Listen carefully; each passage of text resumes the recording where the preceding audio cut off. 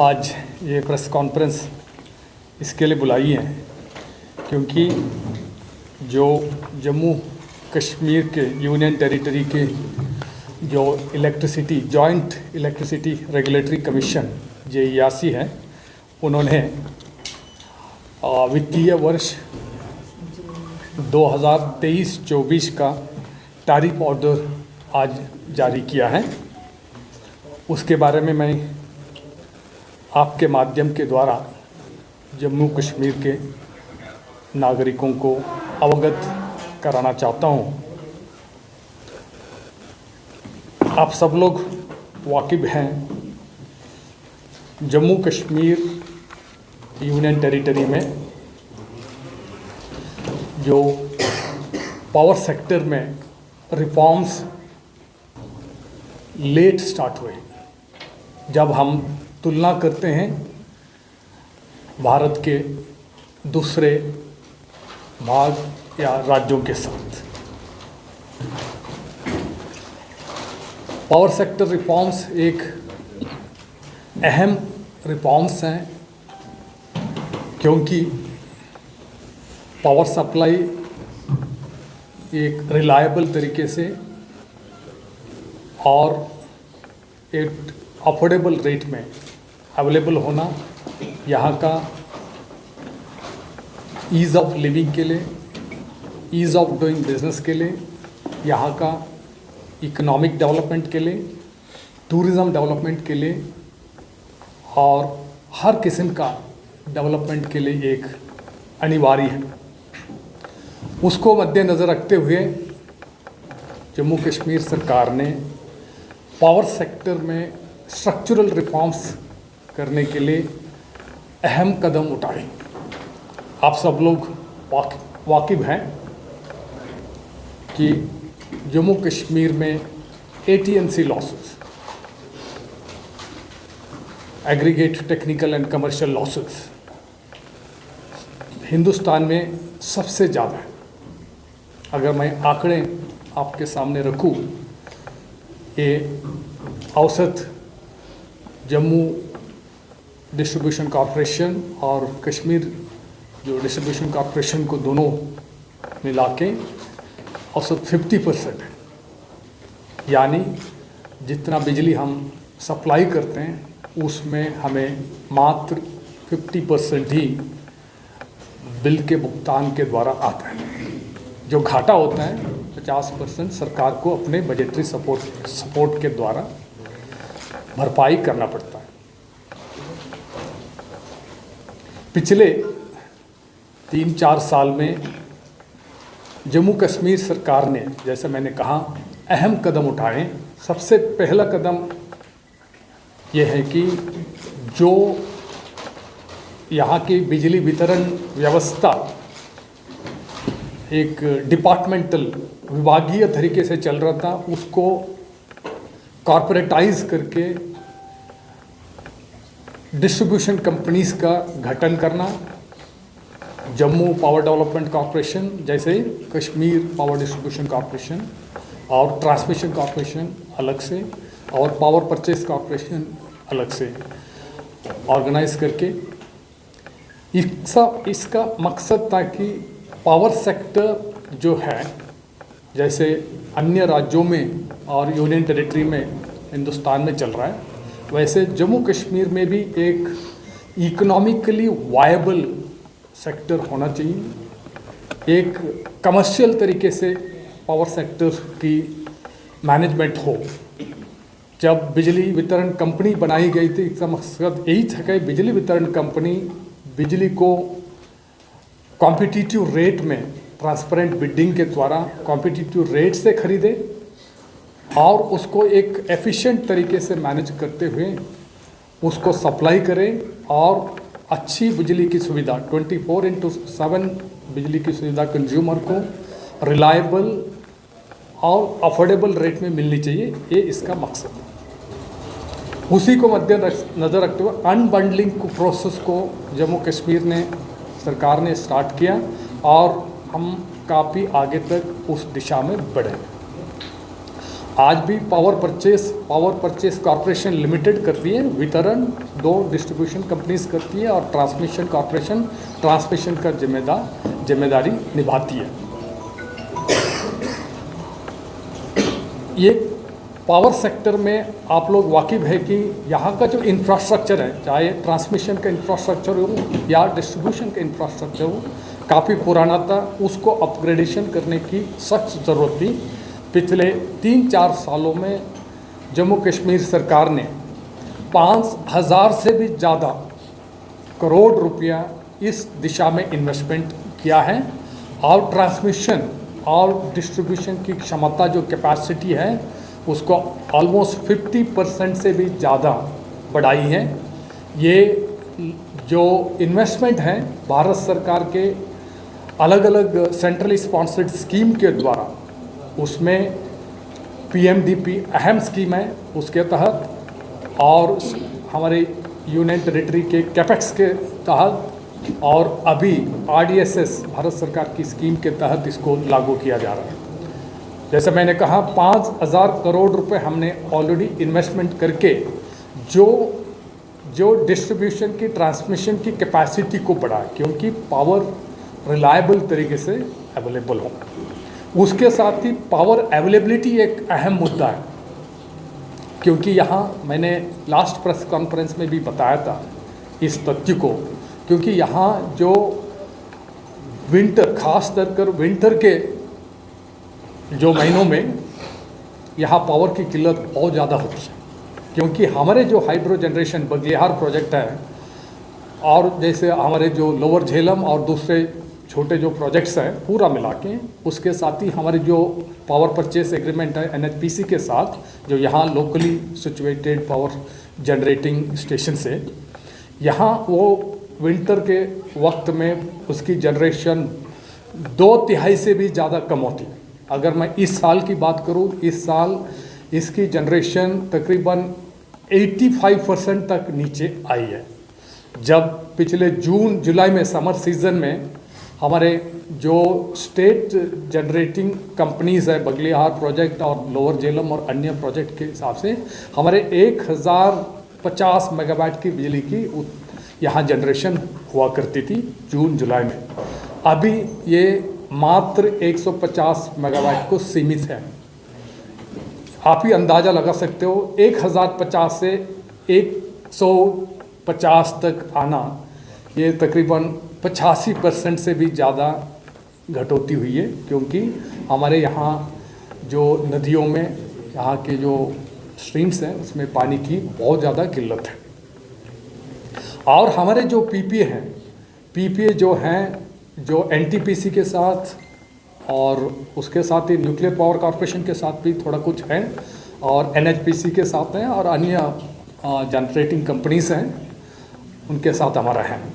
मगर विंटर के वक्त क्या होता है कि क्योंकि हमारे यहाँ हिल स्टेशन होने के नाते विंटर में डिमांड बहुत ज़्यादा होती है बिजली की, और अन्य राज्यों में जहाँ विंटर का प्रकोप ज़्यादा नहीं होता है या ज़्यादा होता हो तो भी तभी, क्योंकि वहाँ डिमांड कम होती है। उस वजह से ये NTPC के जो पावर प्लांट्स वो मेंटेनेंस के लिए इस वक्त शट डाउन करते हैं, क्योंकि डिमांड कम होता है। हमें जो हमारा PPA है NTPC के साथ, उसका पूरा हमें पावर फ्लो यहाँ होता नहीं है विंटर में, वो भी हमें एक दूसरी किल्लत होती है। तो हमारी अभी जो डिमांड है, जो पीक डिमांड है 3000 से भी ज़्यादा 3200 मेगावाट तक की डिमांड है। मगर हमारी जो पावर अवेलेबिलिटी है पूरे सोर्सेस को मिला के, NTPC का, NHPC का, अन्य जनरेटिंग कंपनीज़ का, हमारा जो यहाँ जो UT का जो JK SPDC है उसका जनरेशन सब मिला के हमें 1350-1400 मेगावाट ही अवेलेबल होता है। तो हमने PPA इसी दिशा में, क्योंकि ये हमें हर साल उसको झेलना ना पड़े, हर साल उसको किल्लत को फेस करने के लिए हम है ना पावर एक्सचेंज से खरीदना या दूसरे कोई किसी के साथ बैंकिंग करना, और हर साल भारत सरकार के सामने जाके हमें पावर की डिमांड देना, क्योंकि एक टेम्पररी मेजर है। हमने इस दिशा में परमानेंट कदम उठाए हैं। हमने हमारे जो CBPL के द्वारा जो जॉइंट वेंचर के NHPC के साथ प्रोजेक्ट्स चल रहे हैं उसमें तकरीबन हमने 40 से 50% तक का पावर, यानी हमने उसमें 950 मेगावाट के हमने PPA बंदोबस्त किए। जब पावर जनरेशन स्टार्ट होगा यहाँ से वहाँ से हमें पावर मिलेगा। 1650 मेगावाट की पावर हमने सोलर पावर प्रोक्योर करने के लिए जो solar corporation, solar electric corporation of India है, सेकी, भारत सरकार का उपक्रम, उनके द्वारा हमने एग्रीमेंट किया। उसके साथ ही एक नया PPA, भारत सरकार की एक नई पॉलिसी है शक्ति पॉलिसी, उसमें जो कोल अलोकेशन है वो ट्रांसपेरेंट तरीके से बिडिंग के द्वारा करके हमारे जो पावर फाइनेंस कॉरपोरेशन है वो एक उनके जो बिड प्रोसेस कोऑर्डिनेटर हैं उन्होंने उसको भारत सरकार के जो अरेंजमेंट के हिसाब से हमने जो बिड किया था पावर के लिए, हमें 500 मेगावाट रीज़नेबल रेट में, यानी 5 रुपये से 5.5 रुपये का बीच में एक फर्म बेस लोड पावर, मैं इसको और एम्फसाइज करूँगा, बेस लोड पावर का मतलब है कि ये पावर हमें 12 महीने भी हमेशा अवेलेबल होगी।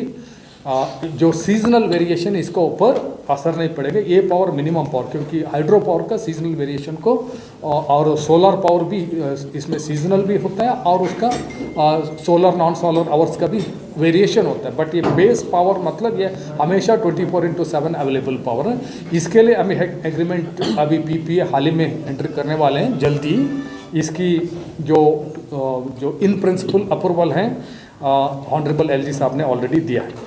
तो मेरा ये कहना है कि हमने एक तो ट्रांसमिशन सेक्टर में, डिस्ट्रीब्यूशन सेक्टर में इंफ्रास्ट्रक्चर को अपग्रेड किया 5000 करोड़ से भी ज़्यादा लागत से। उसके साथ हमने long term arrangement power procurement के लिए हमने तकरीबन 3000 मेगावाट के PPA हमने एंटर किए। इसका क्योंकि यहाँ के जो पावर डिमांड है, यहाँ का सीजनल वेरिएशंस हैं, यहाँ का इंडस्ट्रियलाइजेशन है, कमर्शियल डेवलपमेंट, टूरिज्म डेवलपमेंट, सबको नज़र रखते हुए हमने इसको किया। तीसरा, हमारी जो तीसरा पहलू है कि AT&C लॉसेस सबसे ज़्यादा 50% के करीब हमारे जो रिफॉर्म्स ओरिएंटेड RDSS जो स्कीम है उसके हिसाब से हमें इसको लगातार घटा के 25-26 तक उसको हमें 20% से नीचे लेके आना है। भारत सरकार ने RDSS स्कीम के अंतर्गत 5000 करोड़ रुपए के सैंक्शन किया। ये जो इन्वेस्टमेंट है लॉस रिडक्शन प्रोग्राम के लिए दिया। लॉस रिडक्शन कंपोनेंट में होंगे सारे जम्मू कश्मीर में स्मार्ट मीटर्स लगाने का कंपोनेंट है। उसके साथ ही जो एरियल बंच यानी इंसुलेटेड केबल लगाना, क्योंकि पावर फिल्परेज ना हो। उसके साथ ही सारे डिस्ट्रीब्यूशन ट्रांसफार्मर DTs हैं, हमारे जो डिस्ट्रीब्यूशन ट्रांसफार्मर्स हैं उसको अपग्रेड करना, क्योंकि वहाँ उसकी एफिशिएंसी बढ़े और इंफॉर्मेशन टेक्नोलॉजी द्वारा उसको सारे सिस्टम को अपग्रेड करना और कंज्यूमर बिलिंग और कंज्यूमर ग्रीवेंसेस को रिड्रेसल करने एक रोबस्ट IT सिस्टम और कंज्यूमर ग्रीवेंस रिड्रेसल मैकेनिज्म को क्रिएट करके उसको लागू करना, जैसे अलग अलग पहलू RDSS के हैं। मैंने लास्ट प्रेस कॉन्फ्रेंस में भी ये बताया था कि ये सारा रिफॉर्म्स हमारे लॉस रिडक्शन प्रोग्राम और लॉस रिडक्शन के रिजल्ट्स के बेसिस में उसकी फंड फ्लो हो जाएगी। तो ये इसी के हिसाब से हमारे जो यहाँ के जो पावर अवेलेबिलिटी, रिलायबिलिटी, अफोर्डेबिलिटी और प्रॉपर इंफ्रास्ट्रक्चर, ये सारा पहलुओं को मद्देनज़र रखते हुए ये टैरिफ ऑर्डर आज JERC ने इशू किया है। टैरिफ ऑर्डर के हिसाब से अगर हम यहाँ के लॉसेस देखेंगे, यहाँ का operation and maintenance expenditure, salary expenditure सब देखेंगे, हमारे लॉसेस अभी भी रहेंगे, क्योंकि हमारे यहाँ कंज्यूमर मीटरिंग अभी तक तकरीबन 50-55% ही हुआ है। Consumer metering about 45% of the consumers के पास अभी भी मीटर्स आई नहीं, क्योंकि हम फ्लैट मीटर के रेट में देते हैं। क्योंकि पूरी यहाँ की, मैंने पहले भी कहा कि AT&C लॉसेस सबसे ज़्यादा है, क्योंकि बिलिंग मीटर के अभाव में बिलिंग नहीं होती है और फिल्परेजेस भी हैं, थेफ्ट भी हैं, इनएफिशिएंसी है, सिस्टमिक लॉसेस भी है, ट्रांसमिशन लॉसेस भी है, डिस्ट्रीब्यूशन लॉसेस भी है, पूरा मिला के 50% लॉस होती है। मैं पावर परचेस कॉस्ट के ऊपर थोड़ा आपका ध्यान आकर्षण करना चाहता हूँ। पावर परचेस कॉस्ट पिछले साल हमें पिछले वित्तीय वर्ष में 9,886 करोड़ 9,886 करोड़ का पावर हमने खरीदा था पिछले वित्तीय वर्ष में, और इस साल भी तकरीबन उतना ही हमें लगेगा। हम उसको क्योंकि थोड़ा सा हम रैशनलाइज किया पावर प्रोक्योरमेंट को, उस वजह से कॉस्ट क्योंकि लगातार वो बढ़ रहा था, अब उसके ऊपर हमने अंकुश लगाया, क्योंकि इस बार हमारा अनुमान है कि पिछले साल से बढ़ने के हम नहीं देंगे, क्योंकि उसका रैशनलाइज करके प्रॉपर एफिशिएंट मैनेजमेंट करके हम उसको है ना रिस्ट्रिक्ट कर। मैंने कहा कि 50% लॉसेस उसका मतलब है तकरीबन 4,500 करोड़ का लॉसेस होता है, उसको बजटरी ग्रांट के द्वारा देना पड़ता है। जो JERC ने टैरिफ आज जो डिक्लेयर किए हैं, हमारी ज़रूरत उससे काफ़ी ज़्यादा है, क्योंकि टैरिफ के द्वारा हमारे रेवेन्यू की ज़रूरत, मैं कहता हूँ रेवेन्यू की ज़रूरत काफ़ी है, मगर हम कंज्यूमर को टैरिफ शॉक नहीं दे सकते। कंज्यूमर के ऊपर एक भार हम ज़्यादा नहीं लगा सकते, तो उसको JERC ने 15% बढ़ाने का, अक्रॉस द बोर्ड 15% बढ़ाने का उन्होंने निर्णय लिया है, और उसके साथ ये जो फिक्सेड चार्जेस हैं उसमें कोई बढ़ोतरी नहीं होगी। मगर सरकार ने सारे फैक्टर्स को, सारे स्थिति को ध्यान में रखते हुए ये जो 15% JERC का रिकमेंडेशन जो है बढ़ाने का, उसको नलीफाई किया। यानी हम पहले, यानी जो ये नया टैरिफ लागू होगा 1 दिसंबर के बाद, आज का दिन हम क्या करते हैं, जो टैरिफ का ऊपर 15% इलेक्ट्रिसिटी ड्यूटी लगाते हैं, इसको ED कहते हैं। ED ये टैक्स है, ये form of tax on electricity.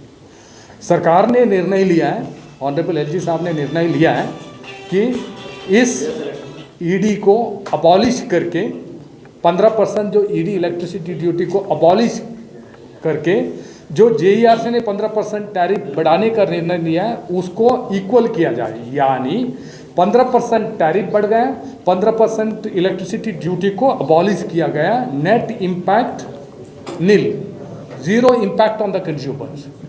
जो टैरिफ ऑर्डर में 15% बढ़ोतरी जो दिखाया, उसको सरकार ने 15% अपना जो इलेक्ट्रिसिटी ड्यूटी का रेवेन्यू को फोड़गो करके नेट इम्पैक्ट कंज्यूमर के ऊपर कोई भी भार नहीं डाला। मैं आप लोगों से, सब लोगों से अनुरोध करता हूं, क्योंकि इस मैसेज को आप सभी पब्लिक को सही ढंग से पहुंचाइएगा, क्योंकि ऐसे एक मिस इन्फॉर्मेशन ना फैलाया जाए कि सरकार ने 15% इलेक्ट्रिसिटी चार्जेस को बढ़ाया करके, बढ़ाया सिर्फ पेपर पर, जो कंज्यूमर से पहले लेते थे आज का दिन लेते हैं उतना ही लेंगे, जब 1 दिसंबर के बाद उतना ही लेंगे। There is no actual increase in the collection from the consumers, यही है। और जो फ्लैट मीटर्स हैं, फ्लैट मीटर जहाँ जो मीटर से